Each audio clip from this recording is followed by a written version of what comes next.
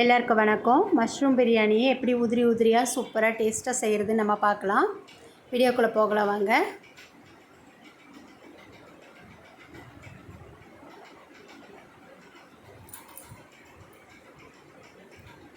First நம்ம அரிசியை ஒரு 10 நிமிஷம் ஊற வச்சுக்கலாம்.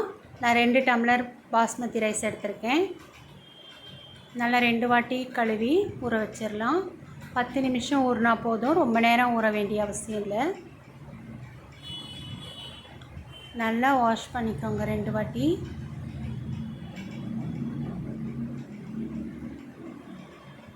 நல்லா 2 வாட்டி வாஷ் பண்ணிவிட்டு ஒரு 10 நிமிஷம் ஊற வச்சிடலாம். செய்கிறதுக்கு முன்னாடி ஊற வச்சா போதும்.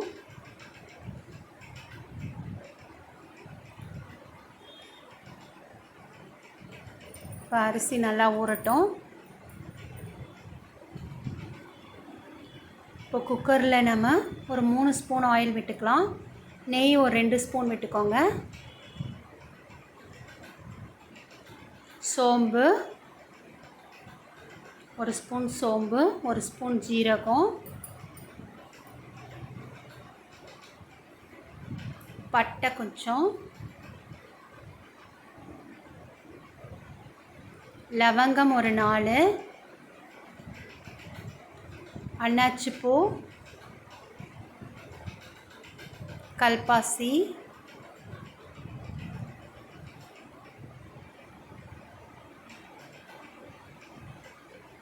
இலை, ஏலக்காய் ஒரு 3 போட்டுக்கோங்க. இப்போ நான் 2 பெரிய சைஸ் வெங்காயத்தை நீல வாக்கில் கட் பண்ணி வச்சுருக்கேன். நல்லா மெலிசாக கட் பண்ணி வச்சுருக்கேன். இந்த வெங்காயம் நல்லா ஒரு கோல்டன் ப்ரௌன் கலருக்கு வரட்டும். நல்லா அது வரைக்கும் வதக்கிக்கோங்க. இப்போ பாருங்கள், வெங்காயம் நல்லா வதங்கி வந்துட்டுருக்கு. இந்த டைமில் நாம் ஒரு 3-4 பச்சை மிளகாவை நீங்கள் கீரி போட்டுக்கோங்க. உங்கள் டேஸ்ட்டுக்கு தகுந்தாப்பில் நீங்கள் கூட குறைச்சி சேர்த்துக்கலாம். ஒரு கைப்பிடி அளவுக்கு புதினா இலைகளையும் சேர்த்துருங்க. நல்லா வாஷ் பண்ணி சேர்த்துருங்க. கருவேப்பிலை 2 கொத்து சேர்த்துக்கிறேன்.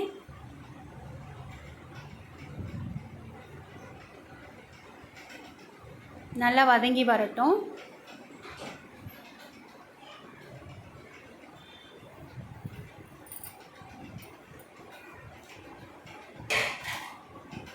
தக்காளி ஒரு 2 பெரிய சைஸ் தக்காளி போட்டுக்கோங்க. நீல வாக்கில் கட் பண்ணிவிட்டு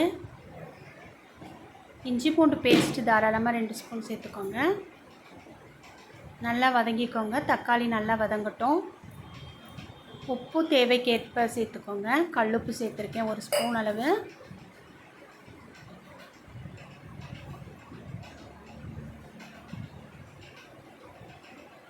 இப்போ எல்லாம் நல்லா வதங்கி வந்துட்டுருக்கு. இந்த டைமில் நம்ம சிகப்பு மிளகாய் தூள் கலருக்காக சேர்த்துக்கலாம்.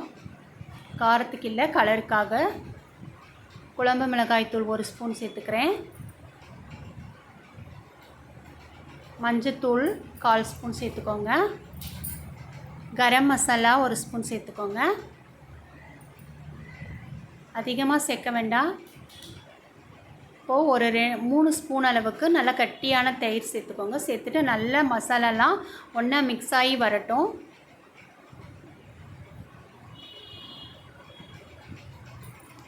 எல்லாம் நல்லா ஒன்றா மிக்ஸ் ஆகி வரட்டும். கொஞ்ச நேரம் அப்படி இருக்கட்டும்.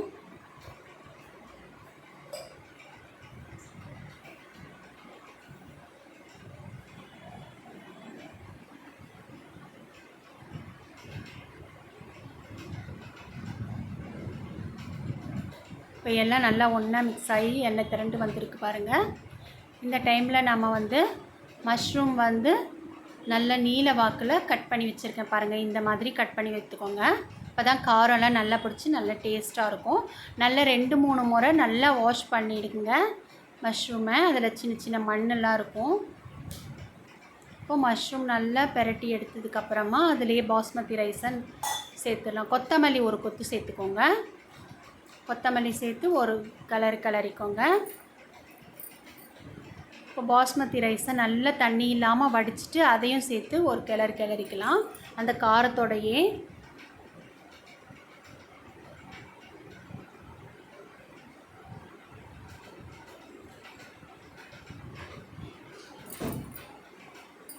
இந்த டைமில் நான் 2 டம்ளர் அரிசி எடுத்திருந்தேன் இல்லையா, அதுக்கு 3 டம்ளர் அளவு தண்ணி ஊற்றினா போதும். தண்ணியோட அளவு அதிகமாக சேர்த்துட்டிங்கன்னா அரிசி குழஞ்சிரும். கரெக்டாக 1க்கு 1.5 சேர்த்துக்கோங்க.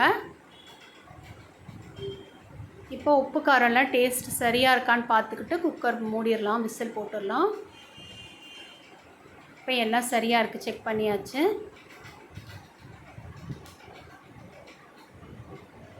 இப்போ கரெக்டாக 2 விசில் வந்தால் போதும். உங்களோட குக்கருக்கு எப்படி இருக்கோ அதுக்கேற்ற மாதிரி நீங்கள் விசில் விட்டுக்கோங்க. 2 விசில் தான் நான் விட்டுருக்கேன். இப்போ ஃபுல் ப்ரெஷர் போயிடுச்சு. சூப்பரான மஷ்ரூம் பிரியாணி, செம்ம டேஸ்ட்டாக, நல்ல உதிரி உதிரியாக, நல்ல சூப்பராக நமக்கு எப்படி செய்கிறது நம்ம பார்த்துட்டோம். நம்ம இதே மாதிரி மெத்தடில் செஞ்சு பாருங்கள். பிகினர்ஸ்க்கு கூட ஈஸியாக இருக்கிற மாதிரி நான் மெதுவாக பொறுமையாக தெளிவாக சொல்லியிருக்கேன். எல்லாராலையும் ஈஸியான மஷ்ரூம் பிரியாணி செய்கிறது இந்த வீடியோவை பார்த்தாலே தெரிஞ்சிடும். பாருங்கள் எந்தளவுக்கு சூப்பராக உதிரி உதிரியாக இருக்குது. இது ரொம்ப டேஸ்ட்டாக இருக்கும், நல்ல ஹெல்த்தியானதும் கூட. இதை எல்லாரும் ஒரு முறை ட்ரை பண்ணி பாருங்கள். பார்க்கும்போதே தெரியுது பாருங்கள் பிரியாணி எவ்வளோ நல்லா வந்திருக்கு.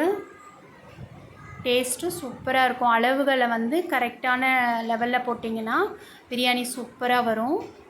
தண்ணியோட அளவு கொஞ்சம் கரெக்டாக வச்சுக்கோங்க. சூப்பரான ஒரு டேஸ்டியான உதிரி உதிரியான ஒரு மஷ்ரூம் பிரியாணி சூப்பராக செஞ்சிட்டோம். எல்லோரும் கண்டிப்பாக ட்ரை பண்ணி பாருங்கள். தேங்க்யூ.